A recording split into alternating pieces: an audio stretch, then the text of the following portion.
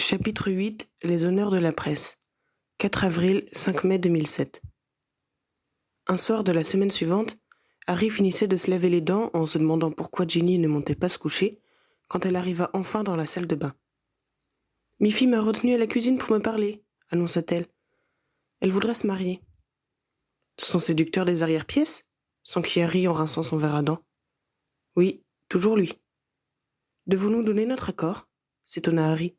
« Je ne suis que son employeur. » C'est Don Juan qui n'est pas libre, et son propriétaire ne semble pas commode. Hermione n'a-t-elle pas prévu le cas ? Un propriétaire ne peut pas empêcher son elfe de se marier, si mes souvenirs sont bons. Tu sais bien qu'il y a une certaine résistance à cette loi, et que les elfes qui n'osent pas demander de l'aide au ministère restent soumis au bon vouloir de leur maître. Mon petit doigt me dit que c'est là que j'interviens, comprit Harry. D'après Miffy, son craquis a peur de parler lui-même à son propriétaire, confirma son épouse. Il craint qu'il n'ait plus le droit de sortir s'il évoque le sujet. Je pense que le plus sûr pour nos deux amoureux serait que tu ailles toi-même demander la main du Casanova et que tu veilles à ce que les droits de cet elfe soient respectés. Bon, d'accord. Tu as le nom du propriétaire ? Non, il faut qu'on le trouve nous-mêmes. Miffy ne le connaît pas ? C'est compliqué. Son Roméo a l'impression que ce serait une trahison envers son maître que de nous le révéler, et Miffy n'a donc pas le droit de le répéter. J'ai insisté, mais rien à faire. Tu sais comme les elfes peuvent être têtus quand ils s'y mettent. Je m'en occupe dès demain, promit Harry. Je suis certain que je vais avoir du succès au département des créatures magiques quand je vais leur dire que je cherche le nom d'un propriétaire pour aller lui demander la main de son elfe.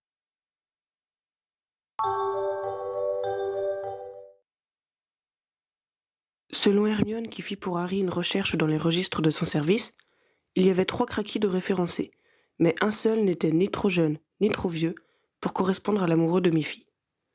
Elle résuma à Harry les textes applicables à la situation et lui fournit une copie des décrets en question.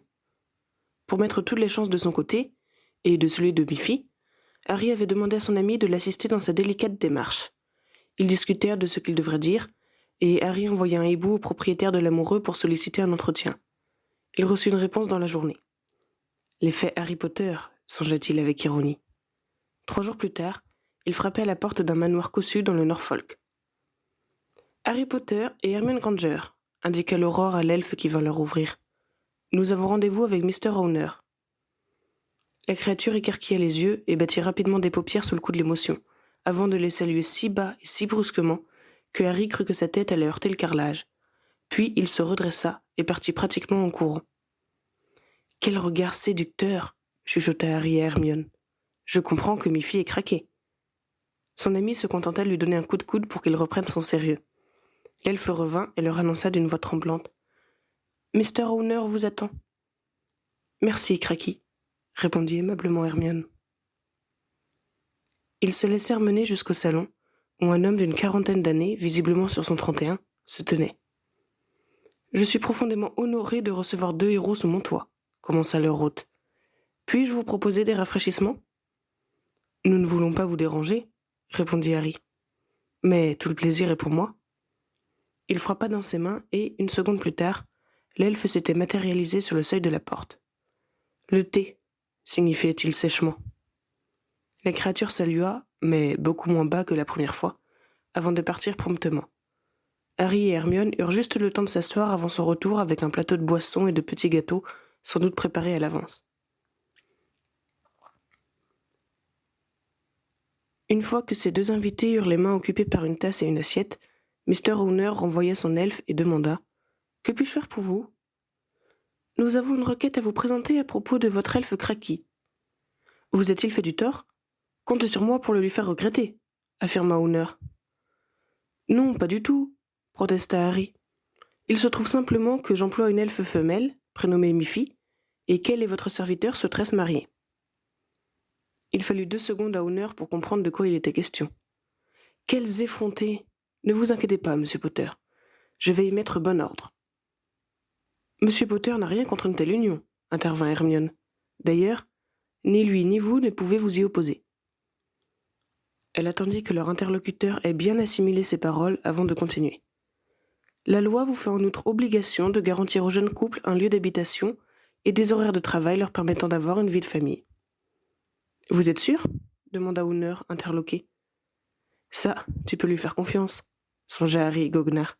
C'est elle qui l'a écrit. Avant que la loi de protection des elfes n'entre en vigueur, les propriétaires voyaient d'un œil tout à fait favorable les unions entre leurs petits serviteurs, car cela leur générait de nouveaux esclaves qui entraient de facto dans leur patrimoine.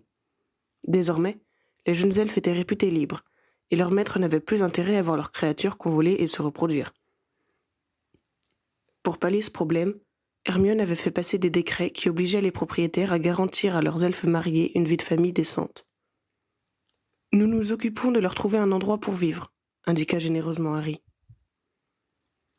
Il avait dans un premier temps pensé aménager une pièce chez lui pour le jeune couple, mais Hermione l'avait mis en garde contre le risque d'héberger dans ses murs un elfe dont la loyauté allait à une personne qu'il ne connaissait pas.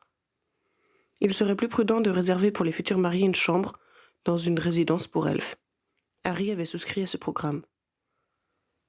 « Ah, très bien, balbutia Hooner sous le choc. « Nous vous avons apporté une copie de la loi, continua Harry. Nous ne voudrions pas que vous ayez des ennuis avec le ministère. » Le regard que lui jeta Hooner était nettement moins amical qu'au début de leur visite. « Je m'occuperai des formalités, proposa Harry imperturbable. Cela devrait être réglé d'ici 15 jours. Laissant l'homme digérer toutes ces nouvelles, les deux visiteurs croquèrent un gâteau et terminèrent leur thé. « Nous ne voulons pas vous déranger plus longtemps, dit Hermione avec son plus beau sourire. Ils se levèrent et Cracky surgit à point nommé pour leur ouvrir la porte qui donnait sur le hall d'entrée. Alors qu'il les accompagnait vers la sortie, Harry et Hermione le félicitèrent pour sa prochaine union sous l'œil torve de son maître. Une fois sur le perron, ils se regardèrent. « Ça ne s'est pas trop mal passé », jugea Hermione en prenant le chemin de la cheminée qui desservait ce lieu. « Il n'avait pas l'air ravi », opposa Harry. « Ce n'est pas la première fois que je fais ce genre de démarche », lui rappela son ami, « et je me suis déjà fait insulter. Là, il s'est bien contrôlé. » « On ose insulter l'ami du survivant ?» s'étonna Harry qui était bien conscient que si Hooner avait si peu protesté, c'était parce qu'il était impressionné par l'identité de ses invités. « Ron et moi n'avons pas ta réputation, et les gens se comportent à peu près normalement en notre présence, » analysa Hermione. « Surtout quand on leur explique qu'un droit séculaire transmis de génération en génération vient de leur être retiré. »« Tu crois qu'il va faire du mal à Cracky ?» s'inquiéta Harry. « C'est possible, » reconnut Hermione. « Au mieux, ce pauvre elfe sera obligé de se punir pour les désagréments qu'il cause à son maître. »« On n'y peut rien, Harry, » soupira-t-elle tristement en voyant son air choqué. « C'est déjà énorme d'avoir réussi à libérer la génération suivante. Je n'ai pas pu faire plus. »« Je sais que tu as fait un travail formidable, » lui assura son ami. « Lorsque je pense que tu avais déjà décidé de le faire quand tu avais 14 ans, je trouve ça extraordinaire. Personne n'y croyait, mais tu l'as imposé et mis en œuvre. »« Toi aussi, tu n'as pas mal réussi ?» répliqua Hermione, manifestement embarrassée par ce satisfecit. « La différence, c'est que je n'ai pas eu le choix. Il s'est trouvé que c'était moi et personne d'autre, alors que toi, personne ne pensait qu'il y avait quelque chose à faire. »« Arrête, Harry, on ne va pas comparer nos combats, » l'interrompit Hermione d'un ton amusé. « Tu as raison, » convint-il. « Plus le temps passe, moins je fais le poids. »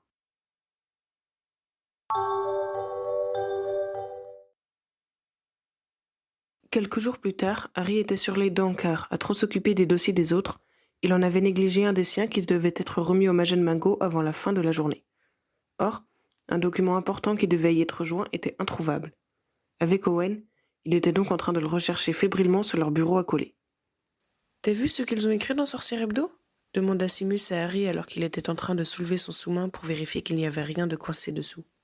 « J'ai une tête à lire Sorcier Hebdo », riposta distraitement Harry en déchiffrant la note qu'il avait retrouvée, mais qui ne correspondait pas à sa quête.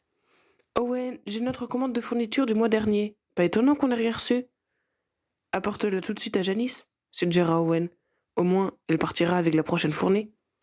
Et excuse-toi auprès d'elle parce qu'il me semble que tu l'as accusée d'avoir perdu notre demande. »« Ouais, ça attendra qu'on ait retrouvé ce fichu papier, » grommela Harry en reposant sa liste où il l'avait trouvée et en prenant son tiroir pour le vider sur son bureau. « Dis, Harry, t'as lu Sorcier Hebdo ?» s'enquit une voix féminine alors que Harry vérifiait dans sa poubelle qu'il ne s'était pas débarrassé par erreur du précieux témoignage manquant.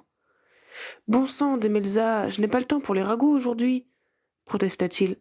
« Mais c'est... » « Harry, » interrompit Owen, « tu es sûr de ne pas l'avoir joint au dossier Simpson qu'on a transmis hier à la justice ? » « Tu as raison, c'est possible. Il doit encore être au greffe. Je vais voir tout de suite, décida Harry en partant précipitamment. Il revint bredouille un quart d'heure plus tard. Rien, soupira-t-il, mais j'ai obtenu un délai de 24 heures pour celui-ci. On va bien finir par trouver ce fichu. Il s'interrompit quand Angelina se planta devant lui, le regard houleux, brandissant un magazine. Tu as vu ça demanda-t-elle. C'est si grave s'inquiéta enfin Harry.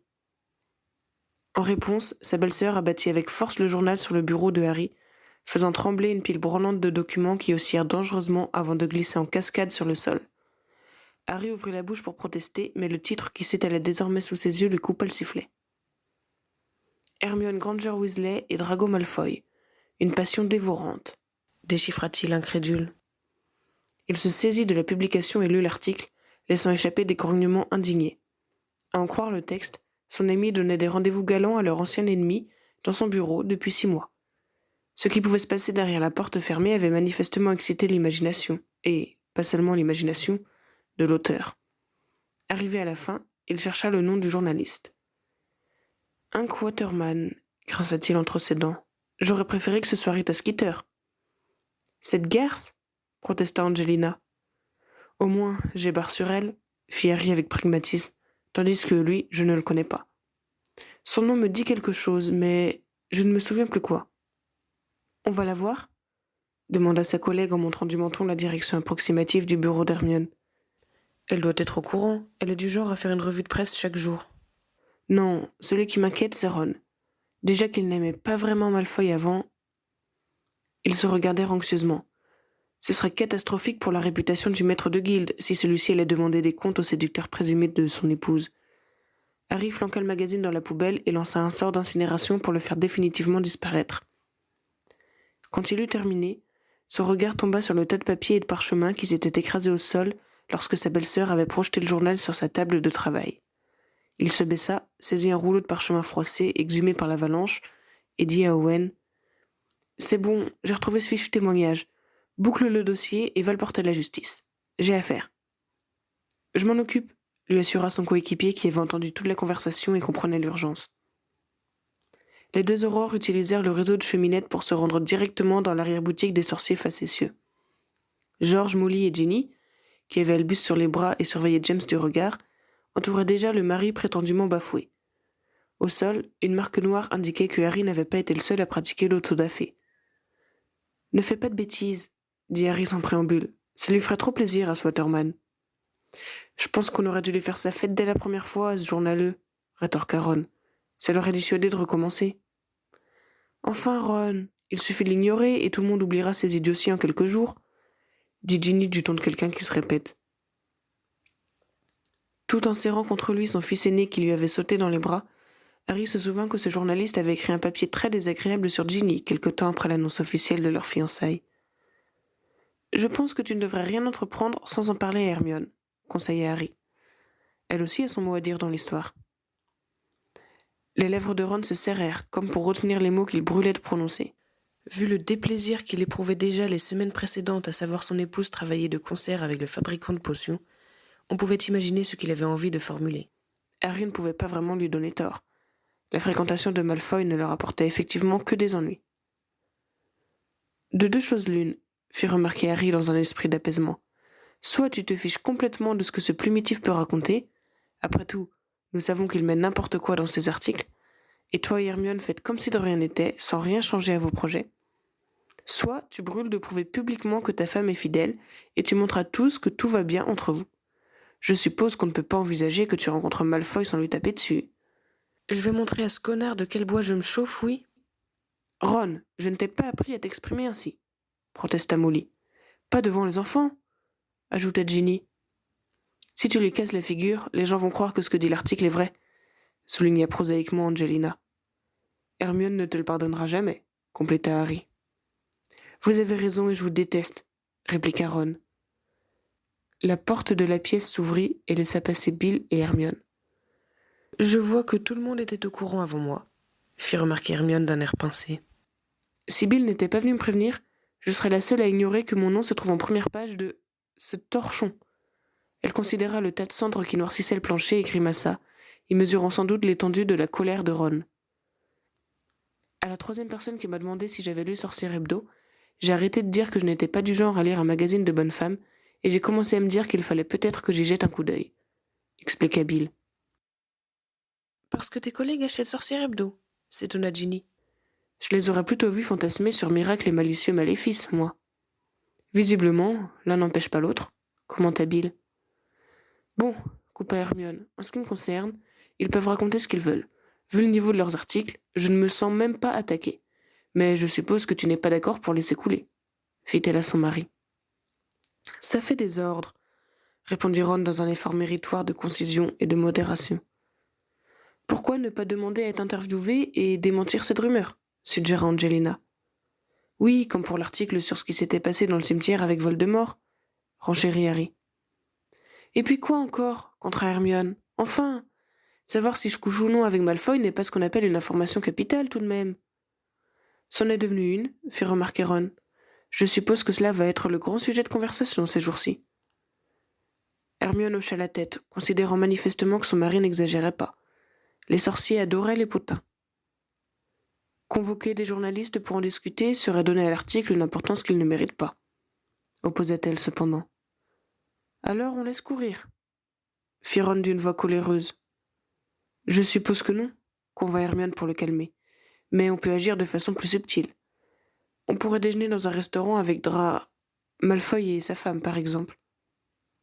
Je n'ai pas spécialement envie de parler à la fouine, fit sèchement Ron. La dernière fois que je l'ai croisé, il tentait de nous carboniser. J'attends toujours qu'il me remercie de lui avoir sauvé la vie ce jour-là. Je te le répète, Harry, on aurait dû le laisser crever. Personne ne rappelait à Ron la chance que le fabricant de potions représentait pour les loups-garous. Il ne l'ignorait pas, et ce n'était pas le moment d'y faire allusion. Si jamais tu le croises, je t'en supplie, ne fais rien d'inconsidéré, précisa quand même Hermione. Inutile de confirmer la rumeur. C'est bon, j'ai compris, je ne suis pas idiot, cracha Ron. Mais je ne veux pas lui parler, et encore moins lui serrer la main. C'est clair? C'est clair, dit Hermione en se rapprochant de lui et l'enlaçant. On va trouver une autre solution, promis. Pendant qu'ils se serraient l'un contre l'autre sous les yeux rassurés de la famille, Angelina proposa. Hermione, pourquoi ne rencontrerais-tu pas la femme de Malfoy en tête-à-tête? Cela aurait le mérite de permettre une explication entre vous. Elle est concernée par cette affaire, elle aussi, non? Tu es d'accord, Ron? Demanda Hermione après avoir considéré l'option. Si tu penses que c'est le mieux, lui répondit son mari, je te fais confiance.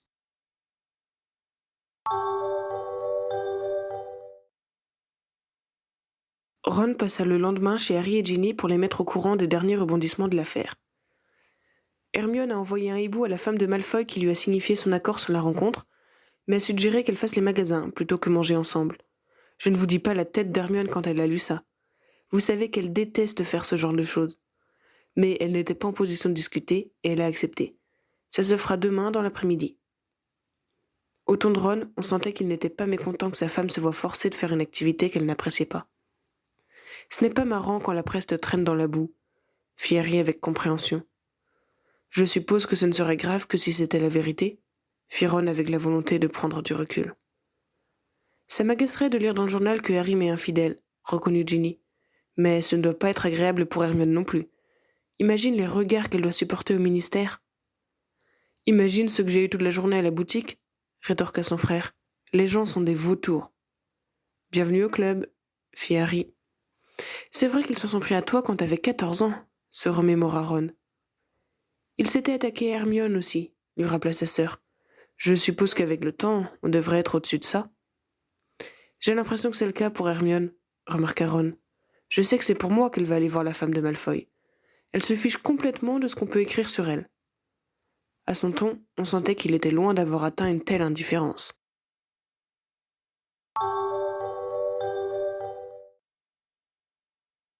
Le lendemain soir, après avoir couché les enfants, Ginny et Harry se rendirent chez les Granger Weasley pour savoir comment s'était passée la journée d'Hermione avec Astoria Malfoy. Astoria est très sympa, commenta leur amie. Pas du tout conservatrice. Elle a une bonne connaissance du monde moldu. C'est étrange que Malfoy l'ait épousée, remarqua Ginny. Ce serait étrange s'il n'avait pas changé, analysa Hermione. Il a retenu certaines leçons des événements d'il y a 9 ans. Ne me dis pas qu'il est devenu charmant, grogna son mari. Il a encore des côtés énervants, admit Hermione avec diplomatie, mais il a revu ses idées sur la pureté du sang. Raconte un peu ton après-midi, la pressa Harry. On s'est retrouvés devant Gringotts et j'ai proposé d'aller chez Fleury et Botte. Elle a accepté et on a commencé à échanger des politesses en passant dans les rayons. Je peux vous dire que les gens nous regardaient en coin. Tu m'étonnes. Ils auront de quoi cancaner ce soir, soupira Ron. Elle a pris un livre que, justement, j'avais acheté la semaine dernière. Du coup, on en a discuté et je me suis rendu compte qu'elle n'est pas bête du tout et plutôt cultivée. C'était vraiment très sympa. On a passé l'heure d'après à parler littérature et faire notre choix dans la boutique. En illustration, Ron montra du doigt 2 grands sacs en papier qui contenaient les ouvrages qu'elle avait acquis. On a ensuite regardé les vitrines du chemin de traverse, continua Hermione. Oh, je ne vous ai pas dit, mais elle était en moldu sous sa cape, et des vêtements tout ce qu'il y a de moulant. Je ne sais pas si c'est sa façon de s'habiller de tous les jours ou un message pour me faire comprendre qu'elle a tout ce qu'il faut pour garder son mari. Comme si on en voulait de son mari, fit Ron d'une voix dédaigneuse. Au bout de 2 heures, continua Hermione, on a commencé à fatiguer. Du coup, on est allé prendre un thé. Évidemment, nous étions le point de mire de la salle. Mais s'ils s'attendaient à nous voir nous crêper le chignon, ils en ont été pour leurs frais. Elle a beaucoup d'humour et on a beaucoup ri. Autant pour Waterman, ricana Ginny. On devrait le remercier, non? Grâce à lui, Hermione s'est faite une nouvelle amie. Sans aller jusque-là, fit Hermione, je suis moins surprise de la façon respectueuse dont les elfes sont traités par Malfoy. Elle a une conception humaniste des rapports que nous devons avoir avec les êtres pensants. C'est sûr que pour épouser Malfoy, il faut avoir une vision très large de l'humanité, insista Ron. J'en ai profité pour lui demander comment son mari en était venu à fabriquer la potion Tulou, continua Hermione sans faire mine d'entendre le sien. Elle m'a expliqué qu'à cause de son passé, il avait eu du mal à trouver un travail en sortant de Poudlard, et qu'il a finalement décidé de s'installer à son compte. À ce moment, il a été contacté par une personne qui a voulu garder l'anonymat, mais qui lui proposait de l'aider financièrement s'il le fournissait en potion Tulou. Astoria pense que c'est quelqu'un en vue qui venait d'être mordu et désirait le cacher.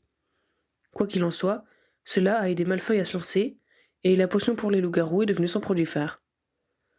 C'est dingue parfois la vie, commenta Ginny. Oui, certains s'en tirent mieux qu'ils ne le méritent, jugea Ron. Bref, je pense avoir fait ce qu'il faut pour couper court à la rumeur, conclut Hermione. Si cela suffisait pour faire taire tous ceux qui prennent plaisir à nous critiquer parce que nous sommes connus et avons des postes prestigieux, ce serait trop beau, fit Ron d'une voix sarcastique. Je ne vais pas arrêter de travailler et me terrer chez moi juste pour que les mauvaises langues n'inventent pas de saleté sur moi, lui rétorqua Hermione. Je ne vais pas laisser tomber les loups-garous et les elfes parce que ce que j'essaie d'obtenir pour eux ne plaît pas à certains sorciers et qu'ils sont prêts à aller jusqu'à la calomnie pour me pourrir la vie. Pas plus que tu dois renoncer à ton statut de maître de guilde car cela t'oblige à prendre des décisions qui te génèrent des ennemis. Dans l'histoire, ce n'est pas toi qui es la plus touchée, riposta Ron les dents serrées. C'est vrai, je ne passe que pour une femme infidèle incapable de travailler avec un homme sans se laisser séduire, lui fit remarquer Hermione. Et moi pour un imbécile incapable de... Il s'interrompit, le visage rouge. De quoi? De contrôler sa femme? Termina Hermione pour lui. J'espère bien. Ce n'est pas... Si, c'est ce que tu voulais dire. Je t'ai épousée parce que je pensais que tu étais un peu plus évoluée que ça, mais je vois que je me suis trompée. Tu sais bien... Ce que je sais, c'est que depuis que cet article stupide est paru, tu te sens humilié pour une chose qui n'est pas arrivée, et que tu te complais dans ton honneur de mal blessé. Parce que, bien sûr, à toi, ça te serait égal si tout le monde racontait que j'ai une maîtresse. Je serais agacée par l'idiotie des gens, mais ce n'est sûrement pas à toi que j'en voudrais. Enfin, Hermione, intervint Harry, tu peux quand même admettre que la situation est difficile pour Ron. Ce n'est pas agréable pour lui de savoir qu'on rit dans son dos. Les gens rient aussi dans mon dos, mais c'est quand même à moi qu'on fait des reproches. C'est à moi d'arranger les choses parce que Ron considère que c'est ma faute si ce journaliste a voulu faire une bonne feuille à mes dépens. C'est quand même toi qui t'es affiché avec Malfoy, rappela son mari. Je ne me suis pas affichée, on a travaillé au ministère, cria Hermione. Il a aussi travaillé avec Estia Jones, mais elle n'est pas l'épouse d'un maître de guilde, alors ce n'est pas drôle de tenter de ruiner sa réputation. C'est ma faute maintenant, s'offusqua Ron. Mais arrêtez tous les deux, c'est la faute du journaliste et des imbéciles qui le lisent, c'est tout, coupa Ginny. C'est humiliant pour vous deux, d'accord, mais ce n'est pas la première fois qu'on nous fait le coup. Vous lui faites vraiment trop d'honneur en vous disputant pour ça. Cela ne sembla pas suffisant pour calmer les deux époux. Ron, tu pourrais quand même remercier Hermione d'avoir été tout l'après-midi avec la femme de Malfoy pour arranger les choses, insista Ginny. Je n'ai pas l'impression qu'elle a passé un mauvais moment, opposa Ron, boudeur. C'est sûr, j'adore me montrer en spectacle, commenta Hermione d'une voix agacée. C'est exactement l'idée que je me fais d'une rencontre avec une amie.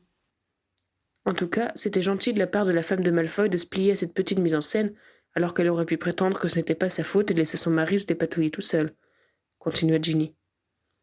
Je suis certaine que, elle, on ne l'a pas accueillie en faisant la tête, ajouta perfidement Hermione.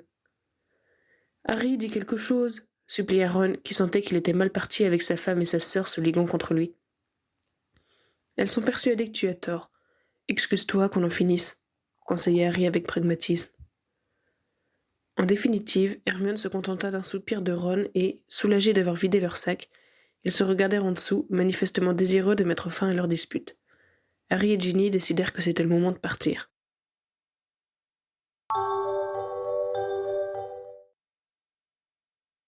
Que ferais-tu si on écrivait sur moi comme sur Hermione demanda Ginny plus tard, alors qu'ils se préparaient à dormir.